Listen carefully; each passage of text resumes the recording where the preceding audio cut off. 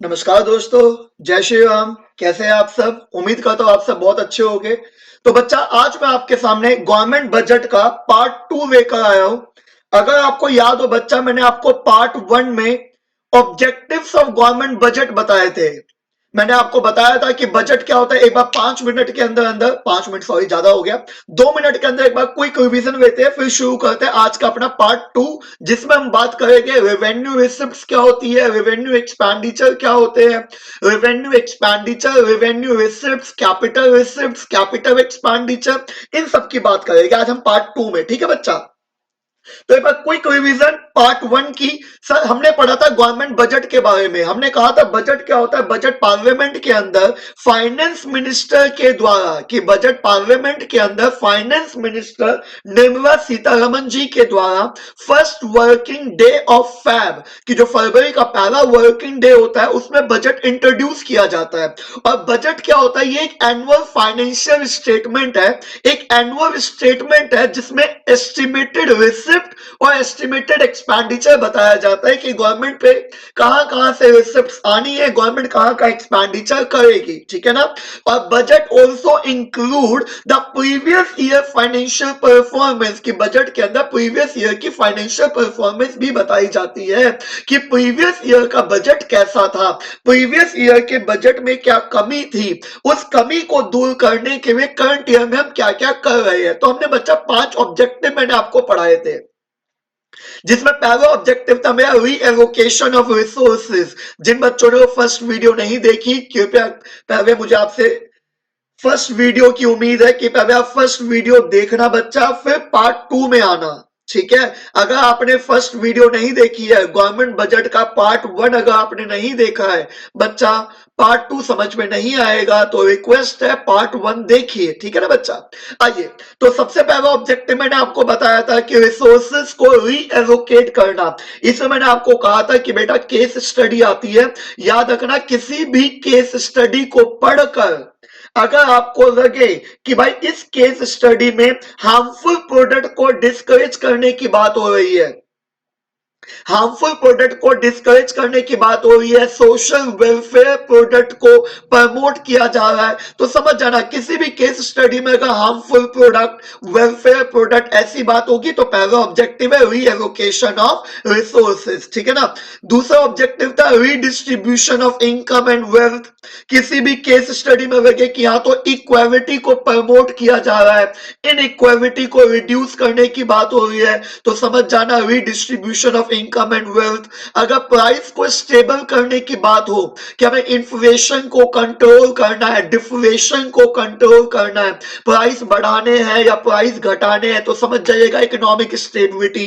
चौथा मैंने बताया था, अगर अर्बन एरियाज और रूरल एरियाज की बात हो कि अर्बन एरियाज और रूरल एरियाज दोनों का डेवलपमेंट होना चाहिए, शहरों के साथ साथ ग्रामीण क्षेत्रों का भी विकास होना चाहिए, तो समझ जाइएगा balance regional growth to reduce the regional disparities. ठीक है ना? और किसी भी केस स्टडी में अगर आपको लगे कि यहां तो जीडीपी को बढ़ाने की बात हो रही है, क्या मुझे जीडीपी बढ़ानी है, प्रोडक्शन बढ़ाना है, देश की इनकम बढ़ानी है, तो समझ जाना पांचवा ऑब्जेक्टिव इकोनॉमिक ग्रोथ। ठीक है? तो ये कुछ क्वेश्चन मैंने आपके सामने लिखे हुए हैं बच्चा, ए बी सी डी। मैं उम्मीद करता हूं कि आप इस क्वेश्चंस को पढ़ोगे और यहां पे कौन सा ऑब्जेक्टिव रिप्रेजेंट हो रहा है, यहाँ पे कौन सा ऑब्जेक्टिव है गवर्नमेंट बजट का, ये इसके आंसर आप मुझे कमेंट बॉक्स में बताओगे कि सर ए का आंसर क्या, बी का आंसर क्या, सी का और डी का। जिसका आंसर सही होगा मैं उसको पर्सनली मैसेज करूंगा, पर्सनली मतलब कमेंट बॉक्स में ही रिप्लाई करूंगा। ठीक है ना बच्चा? तो इसका आंसर मुझे बताइएगा। आइए बच्चा शुरू करते हैं पार्ट 2, जिसमें आज हम बात करेंगे कंपोनेंट ऑफ अ बजट। ध्यान से समझना बच्चा, आज हम बात करने जा रहे हैं बच्चा किसके बारे में? आज हम बात करेंगे कंपोनेंट्स ऑफ अ बजट, कि बजट के कंपोनेंट्स क्या है। देखो बजट होता क्या है, हम सबने पढ़ा है कि बजट के अंदर दो चीजें होती है। बजट एक एनुअल स्टेटमेंट है जिसमें गवर्नमेंट की रिसिप्ट्स और गवर्नमेंट के एक्सपेंडिचर के बारे में बताया जाता है कि गवर्नमेंट की रिसिप्ट्स क्या है, गवर्नमेंट के एक्सपेंडिचर क्या क्या है, ठीक है ना। बजट एक एनुअल फाइनेंशियल स्टेटमेंट है जिसमें गवर्नमेंट की रिसिप्ट्स और गवर्नमेंट के एक्सपेंडिचर के बारे में बताया जाता है। आइए बच्चा बात करते हैं गवर्नमेंट की रिसिप्ट्स के बारे में। समझना बच्चों, अब इधर ध्यान दीजिएगा। अगर मैं बात करूं बजट रिसिप्ट्स कि गवर्नमेंट पे कौन कौन सी रिसिप्ट्स आती है, ठीक है। अगर मैं रिसिप्ट्स की बात करूं बच्चा तो दो तरीके की रिसिप्ट्स होती है। एक होती है बेटा जी रेवेन्यू रिसिप्ट्स, बहुत इंपॉर्टेंट टॉपिक है, 100% एग्जाम में आएगा ही आएगा। एक होती है रेवेन्यू रिसिप्ट्स और एक होती है बच्चा कैपिटल रिसिप्ट्स। पहले समझने पे ध्यान देते हैं, फिर इसकी डेफिनेशन समझाता हूं। इसकी डेफिनेशन करते समय ना थोड़ी सी कंफ्यूजन हो जाती है बच्चों को, पर मेरा मानना यह है कि जिसके पास एग्जाम्पल है, जिसको पता है हम पढ़ क्या रहे हैं, वो गड़बड़ नहीं करेगा। समझना कि मैंने कहा गवर्नमेंट पे दो तरीके की रिसिप्ट्स आती है बच्चा, एक होती है रेवेन्यू रिसिप्ट्स, एक होती है कैपिटल रिसिप्ट्स। सर क्या होती है रेवेन्यू रिसिप्ट्स और क्या होते हैं कैपिटल रिसिप्ट्स, समझना। मैं आपको पहले सिंपल भाषा में समझाता हूं, एकदम सिंपल भाषा में। रेवेन्यू रिसिप्ट्स क्या होते हैं, अगर मैं सिंपल भाषा में कहूं बच्चा, मेरी रोज की एक्टिविटी, जैसे फॉर एग्जांपल मेरा काम है कोचिंग पढ़ाने का, मेरा काम है टीचिंग करने का, समझना। अपनी रोज की एक्टिविटी परफॉर्म करके, अपनी रूटीन एक्टिविटी, जैसे मेरा काम है टीचिंग करने का, तो टीचिंग करके मुझे जो रिसिप्ट्स आती है, टीचिंग से जो रिसिप्ट्स मुझे प्राप्त होगी, दैट इज रेवेन्यू रिसिप्ट्स। मानो किसी का काम है प्रॉपर्टी का काम करने का, तो प्रॉपर्टी से जो रिसिप्ट्स आ रही है वो रेवेन्यू रिसिप्ट्स। मेरा काम टीचिंग का, टीचिंग से जो पैसा आ रहा है रेवेन्यू रिसिप्ट। आपका काम प्रॉपर्टी का, प्रॉपर्टी से जो पैसा आ रहा है रेवेन्यू रिसिप्ट। किसी का काम है सब्जी बेचने का, सब्जी बेचकर जो पैसा आ रहा है रेवेन्यू रिसिप्ट। समझना, मतलब अपनी जो रूटीन एक्टिविटी है, अपनी रूटीन एक्टिविटी को परफॉर्म करके जो रिसिप्ट्स आती है, दैट इज रेवेन्यू रिसिप्ट्स। बच्चा ये जो मैं बोल रहा हूं ना, ये जो मैं समझा रहा हूं, ये सिर्फ समझना है, ये डेफिनेशन नहीं है, ठीक है।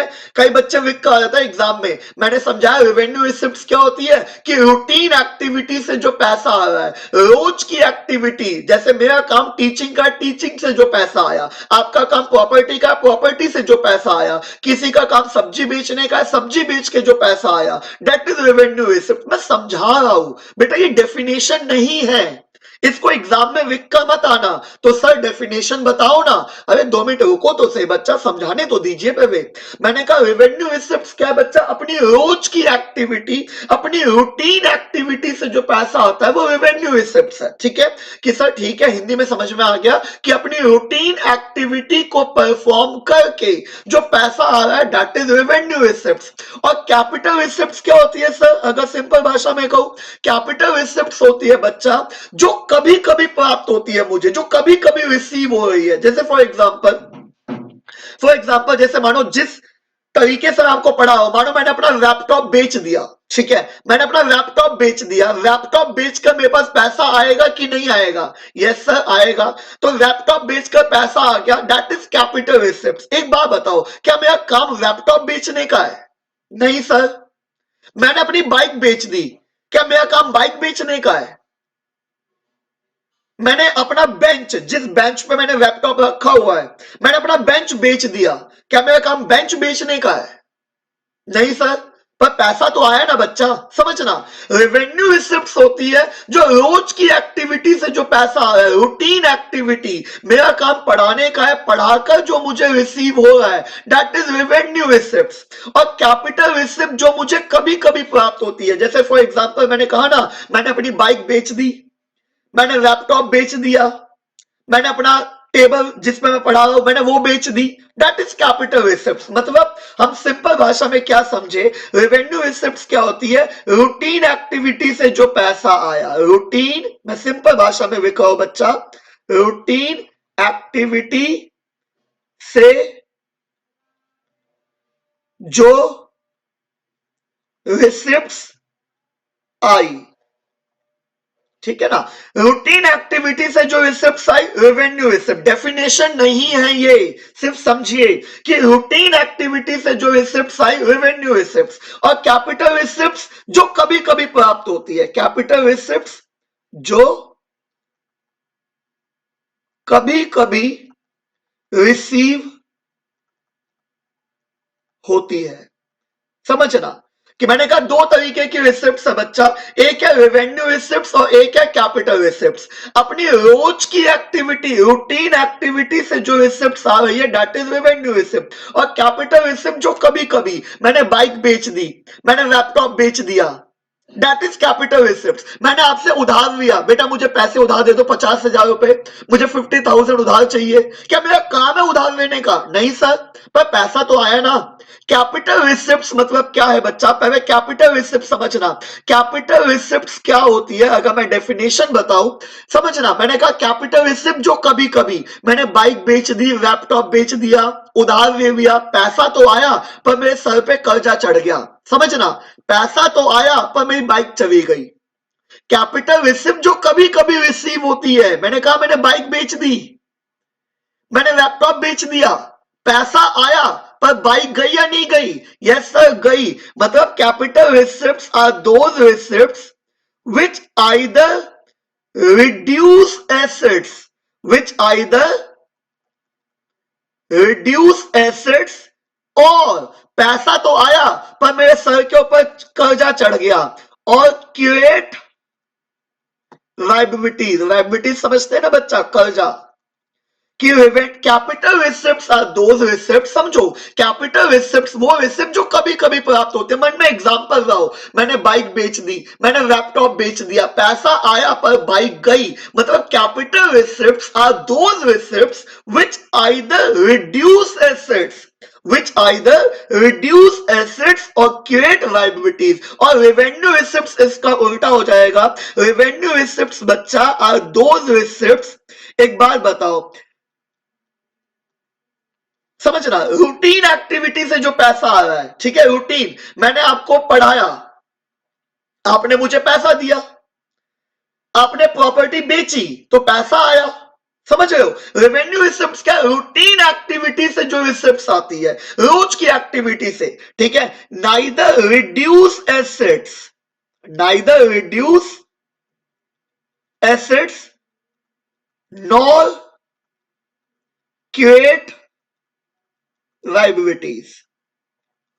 समझ रहे बच्चा कि दो तरीके की रिसिप्ट्स होती है बच्चा, एक होती है रेवेन्यू रिसिप्ट्स और एक होती है कैपिटल रिसिप्ट। समझो कि गवर्नमेंट पे दो तरीके की रिसिप्ट्स होती है, एक होती है रेवेन्यू रिसिप्ट्स, एक होती है कैपिटल रिसिप्ट्स। अपनी रोज की एक्टिविटी से जो पैसा आता है, रूटीन एक्टिविटी से जो पैसा आएगा, रूटीन एक्टिविटी से जो रिसिप्ट्स आ रही है दैट इज रेवेन्यू रिसिप्ट्स। और कैपिटल रिसिप्ट जो कभी कभी रिसीव होती है, मैंने बाइक बेच दी, मैंने लैपटॉप बेच दिया, मैंने आपसे कर्जा लिया, पैसा तो आया पर बाइक गई। मतलब कैपिटल रिसिप्ट्स होती है either reduce assets, either reduce assets और क्रिएट लायबिलिटी। समझो बच्चा, कोई शॉर्टकट नहीं, कोई ट्रिक नहीं, सिंपल समझो। कैपिटल रिसिप्ट जो कभी कभी बाइक बेची, लैपटॉप बेचा, कर्जा लिया, ऐसे याद हो जाएगा। तो कैपिटल रिसिप्ट वो रिसिप्ट आइदर रिड्यूस एसेट्स और क्रिएट लायबिलिटीज,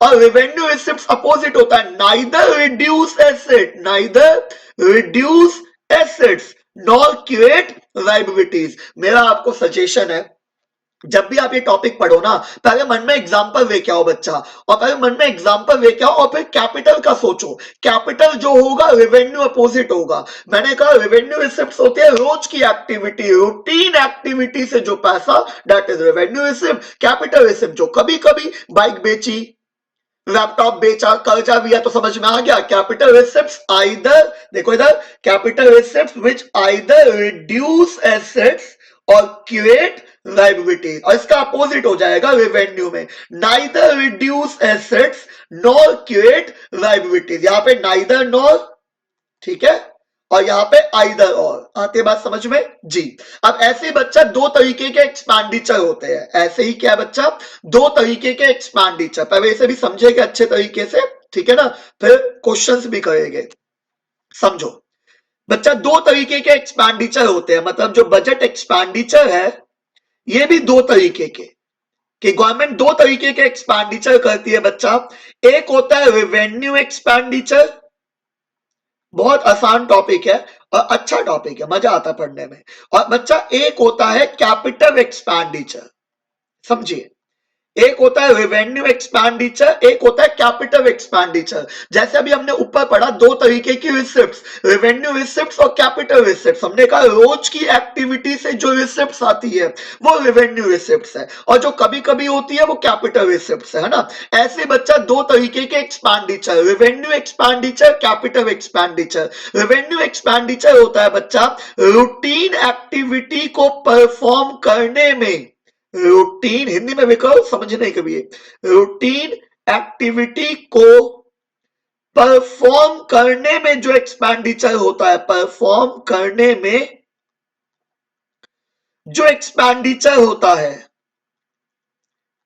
जैसे एग्जांपल के तौर पर रूटीन एक्टिविटी, जैसे मेरा काम टीचिंग करने का है, तो टीचिंग में मेरा रूटीन एक्सपेंडिचर बच्चा इलेक्ट्रिसिटी का होता है, मेरा रूटीन एक्सपेंडिचर वाईफाई का होता है, मेरा रूटीन एक्सपेंडिचर एडिटिंग करवाने का होता है। समझ रहे हो कि भैया दो तरीके के एक्सपेंडिचर है। रेवेन्यू एक्सपेंडिचर रूटीन एक्टिविटी को परफॉर्म करने में जो routine expenditure, wifi routine expenditure है, एडिटिंग रूटीन एक्सपेंडिचर है, इलेक्ट्रिसिटी रूटीन एक्सपेंडिचर है। कैपिटल एक्सपेंडिचर जो कभी कभी, मोटा एक्सपेंडिचर जो कभी कभी होता है, जो कभी कभी होता है, इसको मैं कहता हूं मोटा एक्सपेंडिचर। भाई बहुत मोटा एक्सपेंडिचर। जैसे मैंने लैपटॉप खरीदा, मैंने यूट्यूब पे आने के लिए, ऑनलाइन वीडियोस रिकॉर्ड करने के लिए मैंने लैपटॉप खरीदा। एक बात बताओ, क्या मैं लैपटॉप बार बार खरीदूंगा? है ये मोटा एक्सपेंडिचर, खर्चा हुआ कोई दिक्कत नहीं है, पर लैपटॉप तो आ गया। मैंने आपको पढ़ाने के लिए, यूट्यूब पे पढ़ाने के लिए बच्चा, मैंने पेन वगैरह खरीदा, वो जो डिजिटल पेन वगैरह आते हैं, मैंने वो पेन खरीदा। ये मोटा एक्सपेंडिचर है, पर कभी कभी होता है। देखो रेवेन्यू एक्सपेंडिचर जो रूटीन एक्सपेंडिचर है, जैसे आपको पढ़ाने में मेरा वाईफाई का एक्सपेंडिचर रूटीन एक्सपेंडिचर है, इलेक्ट्रिसिटी का एक्सपेंडिचर रूटीन एक्सपेंडिचर है, एडिटिंग का एक्सपेंडिचर रूटीन एक्सपेंडिचर है। पर कैपिटल एक्सपेंडिचर जो कभी कभी, मैंने लैपटॉप खरीदा, ये मेरा कभी कभी होने वाला एक्सपेंडिचर, मोटा एक्सपेंडिचर। समझ रहे? मैंने पेन टैबलेट खरीदा पढ़ाने के लिए, ये मेरा मोटा एक्सपेंडिचर। अब यहां से आपको समझ में आएगा कि माना खर्चा हुआ, पर कैपिटल एक्सपेंडिचर वो एक्सपेंडिचर होता है बच्चा, खर्चा हुआ पर लैपटॉप तो आ गया, विच आइदर क्रिएट एसेट्स, विच आइदर क्रिएट एसेट्स, और मैंने अपना कर्जा उतार दिया, पकड़ो भाई अपने 50,000, कि आइदर क्रिएट एसेट्स और रिड्यूस लाइबिलिटी। समझ रहे हो? मोटा एक्सपेंडिचर बच्चा जो कभी कभी होता है। बहुत अच्छा एग्जांपल दिमाग में सोचो। मैंने कहा रेवेन्यू एक्सपेंडिचर जो रूटीन एक्सपेंडिचर है। सर आपका रूटीन एक्सपेंडिचर टीचिंग करने में क्या होता है? बच्चा मेरा टीचिंग करने में रूटीन एक्सपेंडिचर वाईफाई का खर्चा है, एडिटिंग का खर्चा है, इलेक्ट्रिसिटी का खर्चा है, this is my routine expenditure. और कैपिटल एक्सपेंडिचर जो कभी कभी, मोटा एक्सपेंडिचर, मैंने लैपटॉप खरीदा, कभी कभी खरीदता हूं, मैंने पेन टैबलेट खरीदा, ये मेरा मोटा एक्सपेंडिचर, खर्चा हुआ पर लैपटॉप आ गया, मतलब capital expenditure which either create assets और रिड्यूस लायबिलिटीज। और रेवेन्यू एक्सपेंडिचर इसका उल्टा अपोजिट हो जाएगा बच्चा, neither create assets, neither no आ जाएगा, नाइदर क्रिएट एसेट्स। मैंने वाईफाई का खर्चा किया, इलेक्ट्रिसिटी का खर्चा किया, कोई एसेट थोड़ी क्रिएट हो गई। नाइदर क्रिएट एसेट्स और नॉर रिड्यूस लाइबिलिटीज। रटना नहीं है, समझना है एग्जांपल, ठीक है ना? तो दो तरीके के एक्सपेंडिचर मैंने कहे बच्चा, एक होता है रेवेन्यू एक्सपेंडिचर, सॉरी, एक होता है बच्चा रेवेन्यू एक्सपेंडिचर, एक होता है capital expenditure. Revenue expenditure routine activity को परफॉर्म करने में जो routine expenditure, revenue expenditure. Capital expenditure जो कभी कभी होता है, जो कभी कभी, समझ रहे हैं? मोटा एक्सपेंडिचर, जैसे मैंने लैपटॉप खरीदा, खर्चा हुआ पर लैपटॉप आ गया, मतलब कैपिटल एक्सपेंडिचर होता है बेटा which either create assets, which either create assets or reduce liabilities, or revenue expenditure neither create assets nor reduce liabilities. आते बात समझ में? तो देख लीजिए एक बार, दो तरीके के रिसिप्ट है बच्चा, दो तरीके के एक्सपेंडिचर। समझिए, जब भी क्वेश्चन आएगा पहले ये देखना कि रिसिप्ट है कि एक्सपेंडिचर है, रिसिप्ट है कि एक्सपेंडिचर, मतलब पैसा आया है कि पैसा गया है। तो दो तरीके के रिसिप्ट है, रेवेन्यू रिसिप्ट और कैपिटल रिसिप्ट। रोज की एक्टिविटी से जो पैसा आता है, रूटीन एक्टिविटी से जो रिसिप्ट आई, revenue expenditure. Capital expenditure, capital sorry revenue receipt और कैपिटल रिसिप्ट जो कभी कभी रिसीव होती है। मैंने बाइक बेच दी, मैंने लैपटॉप बेच दिया, पैसा आया पर बाइक गई, मतलब कैपिटल रिसिप्ट्स होती है आइदर रिड्यूस एसेट्स और क्रिएट लायबिलिटीज, और revenue receipt neither reduce assets nor create liabilities. आती बात समझ में? ऐसे ही दो तरीके के एक्सपेंडिचर है बच्चा, एक है रेवेन्यू एक्सपेंडिचर, एक है कैपिटल एक्सपेंडिचर। रेवेन्यू एक्सपेंडिचर जो रूटीन एक्टिविटी को परफॉर्म करने में होता है, दैट इज रेवेन्यू एक्सपेंडिचर जो रोज का एक्सपेंडिचर है। और कैपिटल एक्सपेंडिचर जो कभी कभी होता है, मैंने लैपटॉप खरीदा, मैंने बाइक खरीदी, कभी कभी मोटा एक्सपेंडिचर। तो capital expenditure either create assets और रिड्यूस लायबिलिटीज। आते बात समझ में? याद रखना, कैपिटल में हमेशा आइदर और है, चाहे वो कैपिटल रिसिप्ट्स हो चाहे कैपिटल एक्सपेंडिचर हो, और रेवेन्यू में हमेशा नाइदर की बात होगी, नाइदर नॉर। आते बात समझ में? जी आइए दो चार क्वेश्चन देखते हैं बच्चों, पहले समझिए। जैसे यहाँ पे पहला क्वेश्चन है टैक्सेस का। पहले आप बताओ, टैक्सेस गवर्नमेंट की इनकम होती है कि एक्सपेंडिचर होती है? गवर्नमेंट बजट पढ़ रहे हो, गवर्नमेंट के पॉइंट ऑफ व्यू से सोचो, टैक्सेस गवर्नमेंट की इनकम होती है कि एक्सपेंडिचर होती है? सर गवर्नमेंट की इनकम होती है। अब एक बात बताओ, कभी कभी की रोज की जो टैक्सेस है वो गवर्नमेंट को कभी कभी रिसीव होती है कि रोज की इनकम है? सर रोज की इनकम है, तो टैक्सेस को क्या कहा जाएगा? रेवेन्यू रिसिप्ट्स कहा जाएगा, neither reduce assets nor create liabilities. ऐसे ही क्वेश्चन एग्जाम में आते हैं बच्चा, आपको दे देगा कुछ भी और पूछेगा बताओ रिसिप्ट से कि एक्सपेंडिचर है, ठीक है ना? तो टैक्सेस, आप ये सोचना कि रोज की इनकम है कि कभी की। टैक्सेस गवर्नमेंट की रोज की इनकम है तो इसको रेवेन्यू रिसिप्ट्स कहेंगे, neither reduce assets nor create liabilities. आते बात समझ में? ठीक है। अब आता है दूसरा बच्चा, सब्सिडी। आप बताइए सब्सिडी, पहले बताओ गवर्नमेंट की इनकम है कि एक्सपेंडिचर है? सब्सिडी गवर्नमेंट की इनकम होती है कि एक्सपेंडिचर होता है? सर इनकम थोड़ी है, सब्सिडी तो गवर्नमेंट देती है, सब्सिडी तो गवर्नमेंट देती है, तो गवर्नमेंट का एक्सपेंडिचर है। अब ये बताओ कभी कभी होता है ये एक्सपेंडिचर की रूटीन एक्सपेंडिचर है? सर ये तो रूटीन एक्सपेंडिचर है, गवर्नमेंट हमें बार बार सब्सिडी प्रोवाइड करवाती रहती है बार बार, जैसे इलेक्ट्रिसिटी के ऊपर सब्सिडी मिलती है, ये गवर्नमेंट का कभी कभी का एक्सपेंडिचर थोड़ी है बच्चा। तो इसको कहा जाएगा रेवेन्यू एक्सपेंडिचर। क्या कहा जाएगा? Revenue expenditure. रेवेन्यू एक्सपेंडिचर मतलब नाइदर क्रिएट एसेट्स, एक्सपेंडिचर है बच्चा, neither create assets nor reduce liabilities. आती है बात समझ में? बच्चा जब भी क्वेश्चन आए ना, सबसे पहले ये डिसाइड करना पैसा आया है कि जाएगा, मतलब गवर्नमेंट की रिसिप्ट्स है कि एक्सपेंडिचर है। अगर गवर्नमेंट की रिसिप्ट्स है फिर सोचो रेवेन्यू रिसिप्ट्स की कैपिटल रिसिप्ट्स, एक्सपेंडिचर है तो रेवेन्यू एक्सपेंडिचर की कैपिटल एक्सपेंडिचर, ठीक है ना? ओके। तीसरा आता है बच्चा, क्या लिखा है? बोरोइंग। बोरोइंग मतलब होता है उधार लेना। अब एक बात बताओ, ये उधार लेना बच्चा तो पैसा आएगा कि जाएगा? सर पैसा आएगा, और पैसा आएगा तो रिसिप्ट्स की एक्सपेंडिचर। सर रिसिप्ट्स है, अब ये बताओ रिसिप्ट्स है, ठीक है। अब रेवेन्यू रिसिप्ट्स है कि कैपिटल रिसिप्ट्स है? कभी कभी रिसीव होती है कि रोज रोज रिसीव होती है? सर बोरोइंग कभी कभी होती है, बार बार थोड़ी की जाती है, सही बात है बच्चा। तो बोरोइंग क्या है सर? कैपिटल रिसिप्ट्स है। कैपिटल रिसिप्ट्स क्या होती थी याद करो, either reduce asset. Capital receipt जो कभी कभी, मैंने बाइक बेच दी, मैंने लैपटॉप बेच दिया, मैंने कर्जा लिया, आइदर रिड्यूस एसेट और क्रिएट लायबिलिटीज। तो यहां तो कर्जा हुआ है तो सीधा कहेगा कैपिटल रिसिप्ट्स है, because it creates liabilities for the government. ये गवर्नमेंट के लिए क्या क्रिएट कर रहा है? It creates liabilities for the government. आते बच्चा बात समझ में? अब आता है बच्चा डिसइन्वेस्टमेंट। पर डिसइन्वेस्टमेंट क्या होता है मैं आपको बता दूं। डिसइन्वेस्टमेंट होता है, देखिए मैंने ऊपर लिखा भी हुआ है शायद बच्चे ने नोट्स में, कि डिसइन्वेस्टमेंट का मतलब क्या है। आप देखियो एक बार क्या लिखा है, when government sell its undertaking, जब गवर्नमेंट अपनी अंडरटेकिंग का कुछ पार्ट बेच देती है।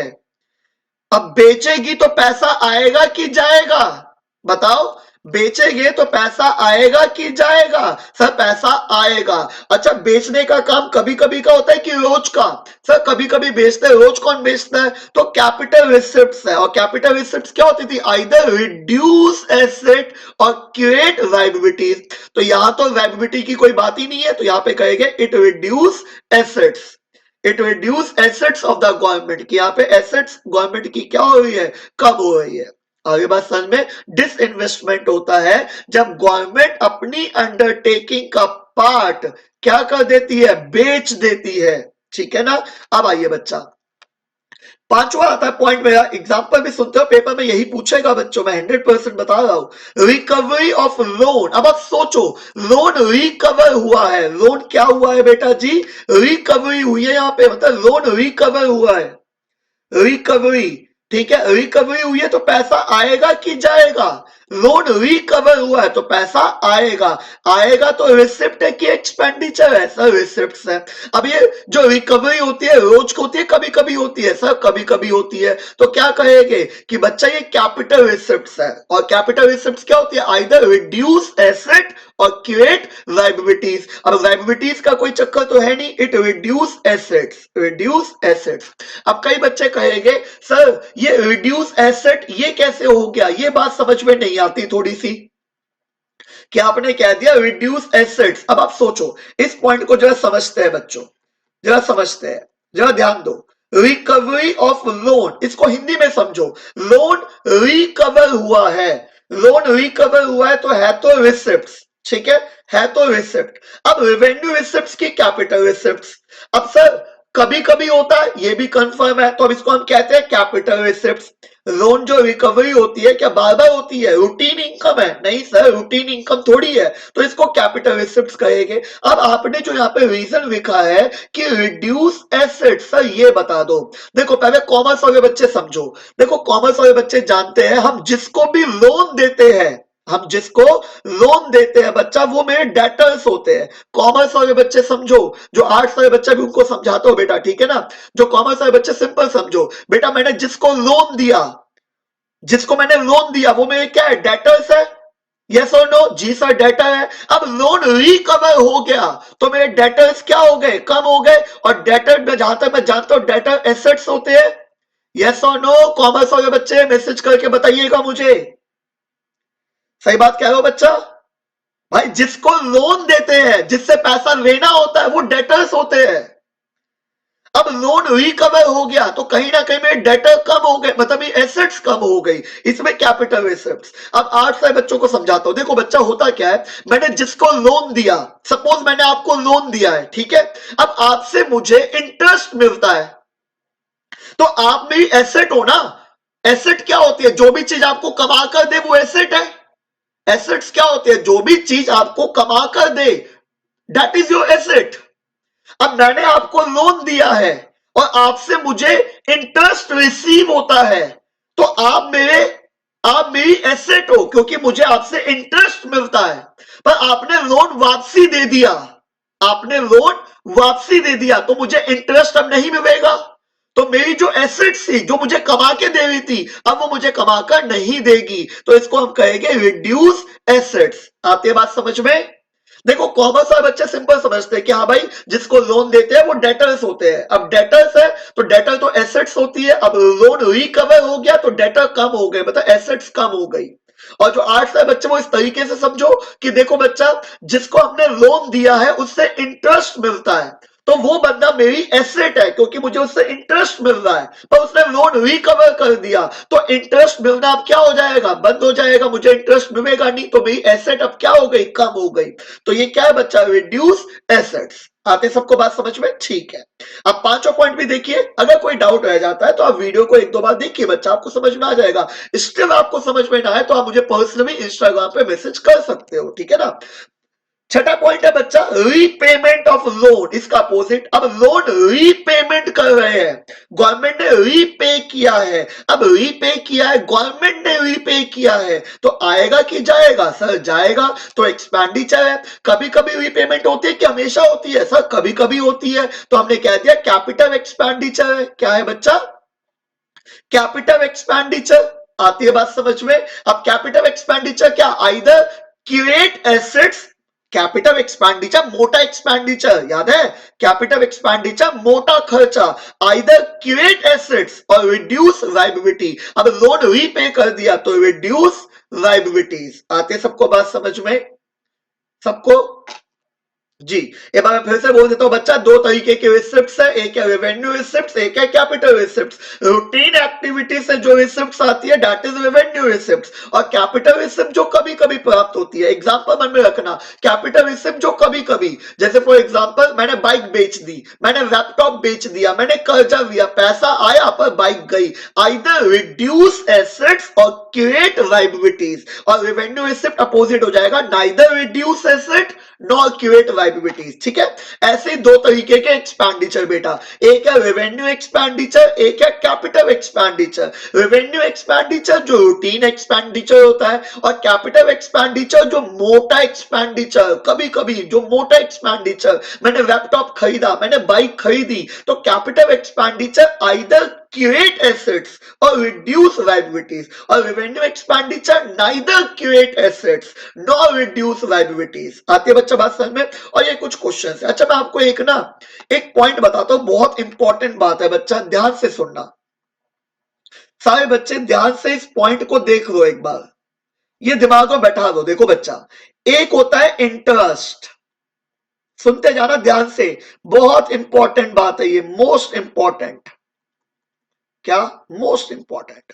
इंटरेस्ट, एक होता है डिविडेंड, चैरिटी या डोनेशन,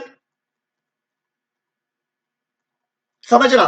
इंटरेस्ट हुआ, डिविडेंड हुआ, चैरिटी, डोनेशन, स्कॉलरशिप, ठीक है, fees, fine, interest, dividend, charity, donation, scholarship, fees, fine, profit, ये सारी चीजें बच्चा, ये इंटरेस्ट हुआ, डिविडेंड हुआ, charity, donation, scholarship, fees, fine, profit, always be, ध्यान से, always be of revenue nature, always be of revenue nature. These items are always be of the revenue nature. If these items are received to the government, if these items are received to the government, then it is revenue receipts. And if these items are paid by the government, if these items are paid by the government, then it is revenue expenditure. कहना क्या चाहते हो भैया? देखिए, interest, dividend, charity, donation, scholarship, profit, fees, fine, ये हमेशा revenue nature के होते हैं।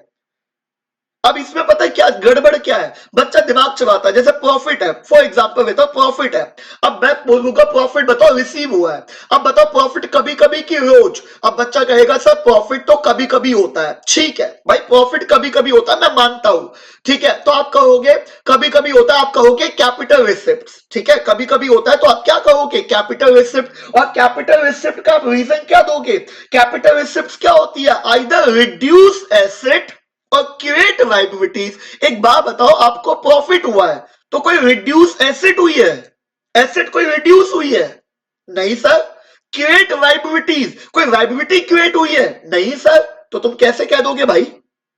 जैसे इंटरेस्ट है, मानो आपको इंटरेस्ट रिसीव हुआ है, अब आप कहोगे इंटरेस्ट कभी कभी होता है कि रोज होता है? भाई मैं कहता हूं इंटरेस्ट तो कभी कभी मिलता है, ठीक है। या डिविडेंड की बात कर लो, या डोनेशन की बात करता हूं, चलो मोस्ट इंपॉर्टेंट डोनेशन की बात करता हूं। डोनेशन तो कभी कभी रिसीव होता है, यस और नो? जी सर, डोनेशन तो कभी कभी रिसीव होता है, जब भी कोई मिस हैपनिंग होती है तो डोनेशन रिसीव होता है गवर्नमेंट को, ठीक है। अब डोनेशन रिसीव हुआ, कभी कभी होता है, तो आप कहोगे कैपिटल रिसिप्ट है ना। और कैपिटल रिसिप्ट का रीजन क्या होता है? रिड्यूस एसेट और क्रिएट लायबिलिटीज, अगर आपको डोनेशन रिसीव हुआ है, कोई एसेट रिड्यूस हुई है, बताओ कोई एसेट रिड्यूस हुई है? नहीं सर। कोई क्रिएट लायबिलिटीज हुई है? नहीं सर। तो याद रखना बच्चों, ये नोट्स में भी मैंने ये बात लिखी हुई है, क्या?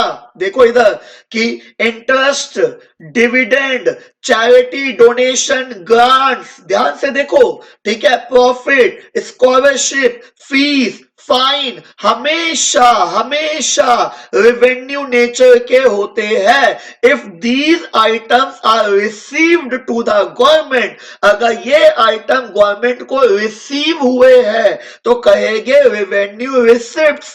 और if these items are paid by the government, if these items are paid by the government तो कहेंगे रेवेन्यू एक्सपेंडिचर। पर इतना याद रखना, these items are always be of revenue nature, ये चीज हमेशा रेवेन्यू नेचर की होती है, याद रखोगे। देखो मैं आपको यहां पे एक चीज बता देता हूं बच्चा, ध्यान से सुनिए सारे बच्चे। जो गवर्नमेंट की रेवेन्यू रिसिप्ट्स होती है ना, ये भी दो टाइप की बताई जाती है, ध्यान से देखो बच्चा। गवर्नमेंट की जो रेवेन्यू रिसिप्ट्स है, रेवेन्यू रिसिप्ट्स मतलब जो रूटीन एक्टिविटी से जो पैसा आता है, रूटीन एक्टिविटी, जैसे मेरा काम टीचिंग का, टीचिंग से पैसा आ रहा है, आपका काम प्रॉपर्टी का, प्रॉपर्टी से पैसा आ रहा है, तो वो रेवेन्यू रिसिप्ट, जिसकी डेफिनेशन भी हमें याद है सर, क्या? नाइदर रिड्यूस एसेट्स, है ना, neither reduce asset nor create liabilities, neither reduce assets nor create liabilities, ये रेवेन्यू रिसिप्ट्स की। और कैपिटल रिसिप्ट जो कभी कभी बाइक बेची, either reduce asset और create liabilities, था ना। तो रेवेन्यू रिसिप्ट्स भी दो तरीके की होती है, मतलब जो रूटीन इनकम आती है, जो गवर्नमेंट पे रूटीन रिसिप्ट्स है, वो दो तरीके की है बच्चों। एक होती है टैक्स रिसिप्ट्स, ठीक है, मतलब जितने भी टैक्सेस होते हैं वो गवर्नमेंट की रेवेन्यू रिसिप्ट्स है। और एक होती है बच्चा नॉन टैक्स रिसिप्ट, क्या होती है? Non tax receipt. Non tax receipt का मतलब क्या होता है बच्चा? Other than tax. Non tax receipt का मतलब अदर देन टैक्स, जैसे फीस। फीस आप बताओ, जैसे भी आपने सीबीएसई में फीस पे की होगी, ये गवर्नमेंट की रेवेन्यू रिसिप्ट है भाई। आप कोई भी गवर्नमेंट जॉब का फॉर्म भरोगे, उसमें फीस दी जाती है। आप पासपोर्ट ऑफिस जाते हो, उसमें फीस दी जाती है। आप पोस्ट ऑफिस जाते हो, उसमें फीस दी जाती है ना। फीस हो गया, फाइन हो गया, फाइन जैसे जुर्माना। अब आप कहोगे सर जुर्माना तो कभी कभी कटता है, बेटा आपका कभी कभी कटता है, सरकार तो रोज काटती है। फाइन की बात कर रहा हूं, पर्सनल मत हो जाना कोई, ठीक है। हाँ सर हमारा भी एक बार कटा था, बेटा दोबारा कटेगा, पढ़ाई में ध्यान दो, ठीक है। फीस हो गया, फाइन हो गया, ठीक है। फीस गवर्नमेंट की रेवेन्यू रिसिप्ट है भाई, रूटीन इनकम है वो। फाइन गवर्नमेंट की रेवेन्यू रिसिप्ट है, आपका कभी कभी कट रहा है, सरकार रोज काटती है भाई।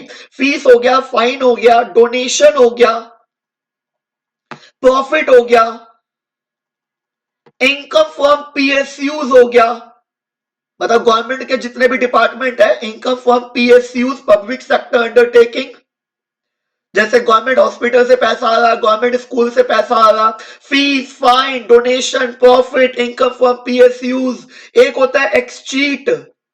एक्सचीट क्या होता है सर? बेटा एक्सचीट मतलब होता है ऐसी प्रॉपर्टी जिसका कोई वारिस नहीं है, विदाउट एनी लीगल हायर, जिसका कोई लीगल हायर नहीं है, जिसका कोई वारिस नहीं है, तो ऐसी प्रॉपर्टी सरकार जब्त कर लेती है। तो these are the non tax receipts of the government, ये गवर्नमेंट के नॉन टैक्स रिसिप्ट्स है। समझो, यहां पे मैं आपको दिखा भी देता हूं, नोट्स में सारी चीजें हैं। जिस बच्चे के पास नोट्स नहीं है, आप डिस्क्रिप्शन में टेलीग्राम चैनल का लिंक पड़ा है, आप टेलीग्राम चैनल को ज्वाइन कर लीजिए, वहां पे आपको नोट्स दिख जाएंगे। देखिए बच्चे यहाँ पे कि दो तरीके की रिसिप्ट्स होती है, रेवेन्यू रिसिप्ट्स, जो मतलब जो गवर्नमेंट की जो रूटीन इनकम है, जो गवर्नमेंट पे रेगुलर बेसिस पे आने वाली इनकम है, तो दो तरीके की, एक है बच्चा टैक्स रिसिप्ट, ठीक है, जो जितने भी टैक्स है वो गवर्नमेंट की रेवेन्यू रिसिप्ट्स है। और एक है बच्चा non tax receipt, important topic है, fees, fine,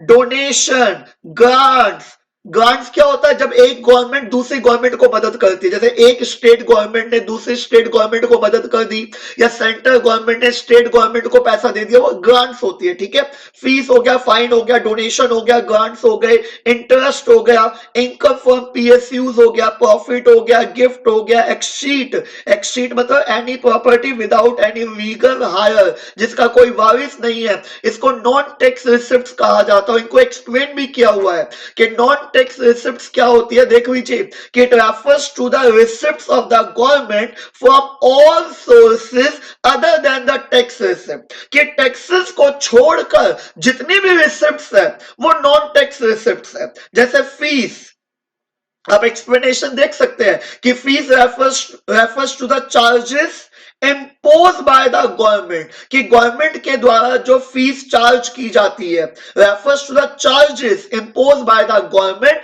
to cover the cost of service provided by the government. बच्चों ये इंपॉर्टेंट टॉपिक है, ये इंपॉर्टेंट है, एग्जाम में आ जाता है कि एक्सप्लेन कीजिए नॉन टैक्स रिसिप्ट्स के बारे में। ठीक है, फीस हो गया, such services are for the public interest, आप पढ़ लीजिएगा। ठीक है, fine, it refers to those payment which are imposed on law breakers, जो कानून तोड़ता है। ठीक है, लॉ एंड ऑर्डर को मेंटेन रखने के लिए फाइन चार्ज किया जाता है। ठीक है, एक्सचीट हो गया, claim of the government on the property who die without any legal hire, income from PSUs, तो these are the बच्चा नॉन टैक्स रिसिप्ट्स। ठीक है ना, ये ध्यान रखिएगा, बहुत बहुत ज्यादा इंपॉर्टेंट टॉपिक था। ठीक है बच्चा, तो दो तरीके के रिसिप्ट्स पढ़े, दो तरीके के एक्सपेंडिचर पढ़े। जैसे इस वीडियो के शुरुआत में मैंने आपसे क्वेश्चंस पूछे हैं कि बताइए कौन कौन से ऑब्जेक्टिव वहां पे शो हो रहे, तो आप मुझे कमेंट बॉक्स में आंसर कीजिएगा। ऐसे जब इस वीडियो का पार्ट थर्ड आएगा तो पार्ट थर्ड में मैं आपसे revenue receipts, revenue expenditure, capital receipts और कैपिटल एक्सपेंडिचर के क्वेश्चन लेके आऊंगा पार्ट थर्ड में। ठीक है, तैयारी कर लीजिएगा, पढ़िए बच्चों, मन लगा के पढ़िए, और कोई ऑप्शन नहीं है। ठीक है, कई बच्चे मैसेज करते हैं, जैसे जो बच्चे थोड़ा पढ़ नहीं रहे या थोड़ा मस्ती में है, कहते हैं single sheet of paper can't decide my future. अच्छा जी, ठीक है, but as you know that a single sheet of marksheet can decide your potential, can decide your potential. A single sheet of marksheet can decide your potential. अब मैं मानता हूं, देखिए marksheet भी कोई फर्क नहीं पर बेटा फर्क पड़ता है, आपके पेरेंट्स उस मार्क्स के बेसिस पे आप पे कॉन्फिडेंस दिखाएंगे कि मेरे बेटे ने 12th में या मेरी बेटी ने 12th में बहुत अच्छा स्कोर किया है, तो इन फ्यूचर ये जो भी करना चाह रही है हम इसको सपोर्ट कर सकते हैं, बच्चा बच्ची हमारा नाम रोशन करेंगे। और वही अगर रिपोर्ट कार्ड में आपके रिजल्ट में अच्छा रिजल्ट नहीं है तो पेरेंट्स थोड़ा सा डीमोटिवेट होते हैं कि ऐसा ना हो कि बड़ी मेहनत से कमाया हुआ पैसा है, बच्चे ने नहीं पढ़ा, होता है कई पेरेंट्स में ऐसा होता है। ठीक है ना, तो ये इंस्टाग्राम से बाहर निकले कि single sheet of paper can't decide my future, बच्चा single sheet of marksheet can decide your career.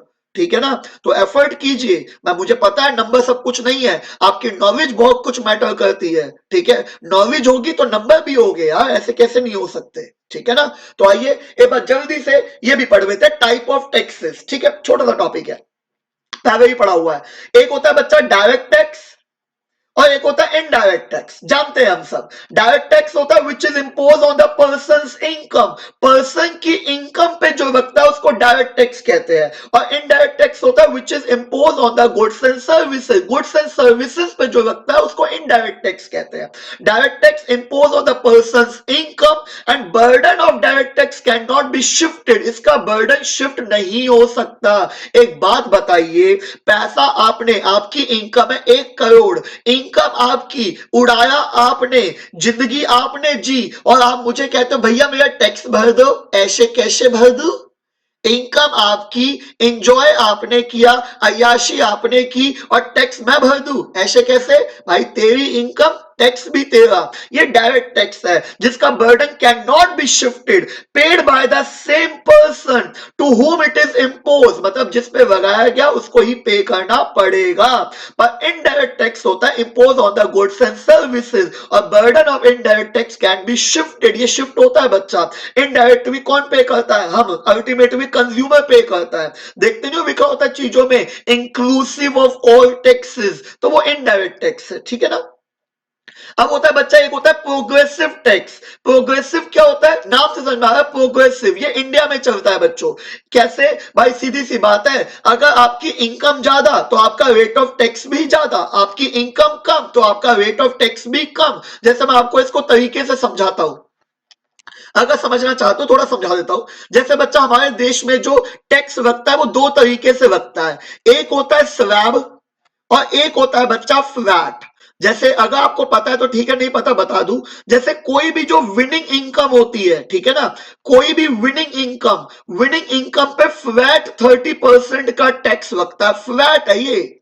मतलब अगर आपने 1 रुपया जीता तो भी 30% का टैक्स, आपने 1 करोड़ जीते तो भी 30% का टैक्स। आप देखते नहीं हो, जैसे अभी बिग बॉस चल रहा है तो बिग बॉस में जो भी जीतेगा उसको कुछ पैसा मिलेगा, तो आपको लगता है वो पूरा पैसा क्या उनके पास जाएगा? 30% का टैक्स देना पड़ता है। अगर आपने 1 रुपया भी जीता, जैसे कौन बनेगा करोड़पति में, मैं करोड़पति बन गया, तो भैया पूरा करोड़पति नहीं बना, 30% का टैक्स देना पड़ता है। तो ये फ्लैट होता है, ठीक है ना। और एक मतलब फ्लैट का मतलब चाहे इनकम 1 हो चाहे इनकम 100 हो, सबको सेम टैक्स देना है भाई, फ्लैट चलता है। ये विनिंग इनकम पे होता है, इंडिया में ऐसा नहीं होता है। इंडिया में कुछ इनकम है जैसे विनिंग इनकम, और भी बहुत सारी है, ठीक है ना। तो विनिंग इनकम पे 30% का फ्लैट लगता है, और इंडिया में चलता है स्लैब। जैसे स्लैब डिसाइडेड है, मैं बच्चा एग्जांपल दे रहा हूं, ये स्लैब चेंज होते हैं हर बजट में, इस बार भी चेंज हुआ। मैं एग्जांपल दे रहा हूं सिर्फ समझाने के लिए। जैसे 0 से 2.5 लाख के ऊपर सपोज कर रहा हूं 5% का टैक्स लगता है, समझ आया, एग्जांपल है सिर्फ, ठीक है ना,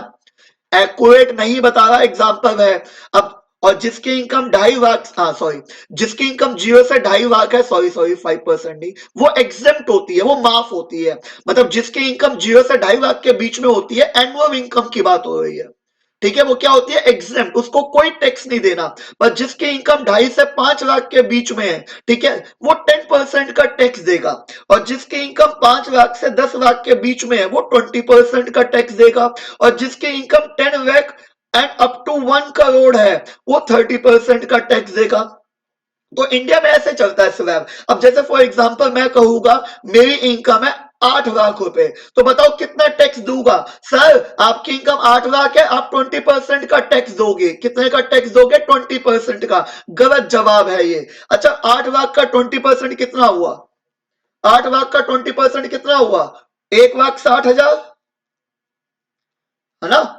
जी सर, पर बच्चा गलत है ये गलत बता रहे हो आप। अब बच्चा कहेगा सर अभी तो आपने कहा, देखो ना 5 लाख और 10 लाख के बीच में जो है 20%, उस पे 8 लाख, ऐसे नहीं। अब देखो इस 8 लाख को बांटा जाता है बच्चों, कैसे देखो, इधर ध्यान से देखो। जैसे 8 लाख है, ठीक है, तो जो मेरी इनकम 0 से 2.5 लाख है वो मुझे भी एग्जेप्ट मिलेगा, ठीक है जी, हाँ। और फिर देखो 2.5 से 5 लाख, मतलब कितना हुआ? 2.5 लाख के ऊपर 10% का टैक्स देना पड़ेगा, मतलब 25,000, ठीक है जी। और फिर 5 लाख से 8 लाख, मतलब 3 लाख के ऊपर 20% लगेगा, ऐसे लगता है बच्चों। 3 लाख का 20% कितना हुआ? 60,000, ठीक है। टोटल करो कितना हुआ? 85,000। ऑन एन एवरेज 85,000 का टैक्स होगा। ये चलता है इंडिया में, इसको कहते हैं प्रोग्रेसिव।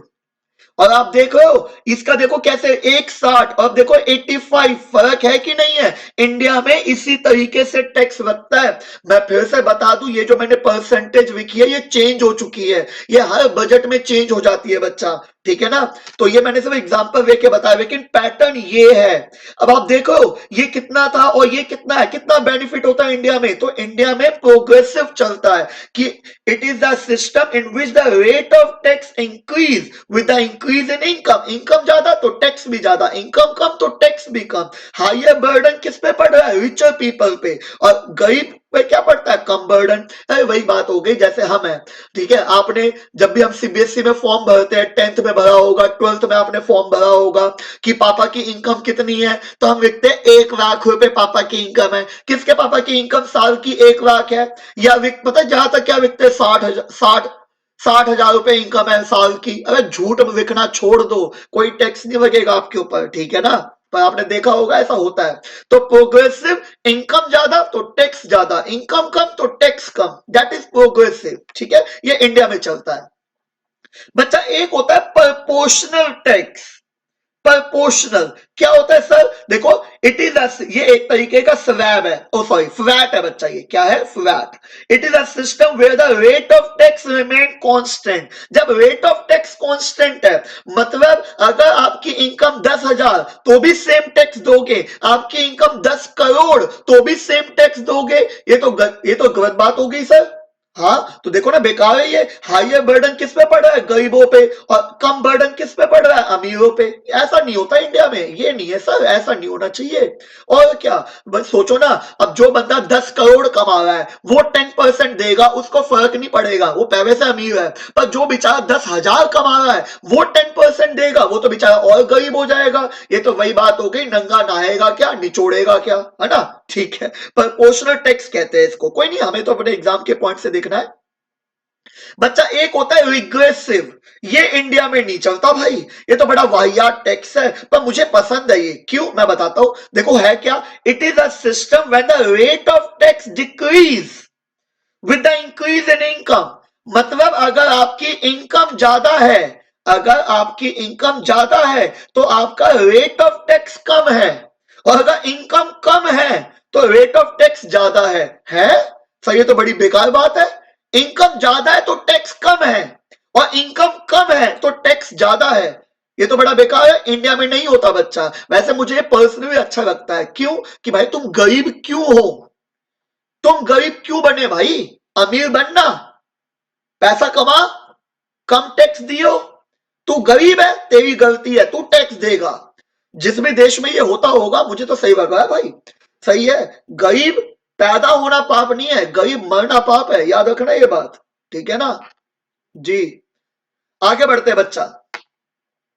एक होता है वेट। ठीक है, वेट क्या होता है भैया? Value added tax. It is a type of indirect tax, type of indirect tax which is impose on the value addition at every stage of production. कि प्रोडक्शन की हर स्टेज पे जो टैक्स लगता है उसको वेट कहते हैं। जैसे मैंने वीट उगाया, ठीक है, मैंने वीट को राइस में, सॉरी, वीट को राइस में कैसे कन्वर्ट हो सकता है, सॉरी सॉरी सॉरी, बहुत माफ कर दो। मैंने वीट को आटे में कन्वर्ट किया, ठीक है ना, किस में कन्वर्ट किया? आटे में। इसके ऊपर टैक्स लगेगा। मैंने आटे को ब्रेड में कन्वर्ट किया, इसके ऊपर टैक्स लगेगा। मैंने ब्रेड को ब्रेड पकोड़े में कन्वर्ट किया, इस पे टैक्स लगेगा। ये प्रोडक्शन की हर स्टेज पे जो एडिशन है उस पे लगता है टैक्स, उसको कहते हैं वेट। ठीक है ना, ज्यादा टाइम नहीं लगाएंगे इन पे। एक होता है बच्चा specific tax. It is a type of indirect tax, it is a type of indirect tax, ये भी इनडायरेक्ट टैक्स है, which is impose on the commodity on the basis of weight unit. मतलब वेट के हिसाब से, रंग के हिसाब से। जैसे आप कभी गाड़ी खरीदने जाओ तो गाड़ी रंग के हिसाब से महंगी होती है, वेट के हिसाब से टैक्स लगता है। जैसे मुझे याद आता है, मैं रक्षाबंधन पे ना, मेरी मम्मी मुझे कहते मामा को राखी लगा के आ जाए, कोरियर कर दे। तो कोरियर करने जाता हूं, वेट के हिसाब से टैक्स लगता है, यूनिट के हिसाब से टैक्स लगता है, उसको कहते हैं स्पेसिफिक टैक्स। आती है बच्चा बात समझ में? तो उम्मीद करता हूं आपको ये पूरा टॉपिक अच्छे तरीके से समझ में आया होगा। बच्चा जो इसका पार्ट थर्ड आएगा, उस पार्ट थर्ड में मैं आपको डेफिसिट के बारे में समझाऊंगा। किसके बारे में? डेफिसिट के बारे में। ठीक है, बजट डेफिसिट क्या होता है, जिसमें 3 टाइप के डेफिसिट मैं आपको पढ़ाऊंगा। एक होता है रेवेन्यू डेफिसिट, एक होता है फिस्कल डेफिसिट, और एक होता है बच्चा प्राइमरी डेफिसिट। ये तीनों टॉपिक मैं आपको नेक्स्ट वीडियो में कवर करूंगा। पर मैं होप करता हूं कि आपको ये वीडियो जो गवर्नमेंट बजट का जो पार्ट 2 है ये आपको अच्छे समझ में आएगा। बच्चा एग्जाम बहुत पास आ रहे हैं तो पार्ट 1 पार्ट 2 घर बैठिए और अच्छे से देखिए। कोई भी डाउट हो 2-3 बार देखो, समझ में आएगा। नहीं समझ में आए तो पर्सनली इंस्टाग्राम पे मैसेज कर दीजिए या कमेंट बॉक्स में बता दीजिए, मैं आपको समझा दूंगा। ठीक है ना? तो ठीक है दोस्तों, अगर आपको ये वीडियो अच्छी लगी हो तो अपने दोस्तों के साथ जितना ज़्यादा हो सके इसे लाइक कीजिए, शेयर कीजिए और चैनल को सब्सक्राइब कीजिए। ठीक है बच्चा, अब मैं मिलता हूँ गवर्नमेंट बजट के पार्ट थर्ड में। ठीक है, तो यही वीडियो को एंड करते हैं। जय श्री राम, जय हिंद, जय भारत।